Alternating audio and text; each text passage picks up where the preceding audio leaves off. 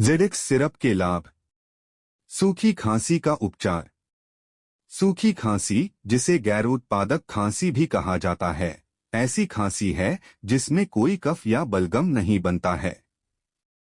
यह परेशान करने वाली होती है, आमतौर पर गले में खराश के साथ जुड़ी होती है और सर्दी, फ्लू, एलर्जी या गले में जलन के कारण हो सकती है। जेडेक्स कफ सिरप सूखी, कर्कश खांसी को दबाता है।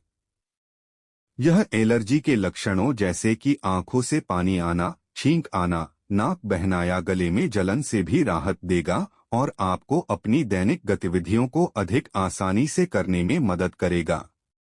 यह दवा सुरक्षित और प्रभावी है। जेडेक्स कफ सिरप आमतौर पर कुछ ही मिनटों में काम करना शुरू कर देता है और इसका असर कई घंटों तक रह सकता है।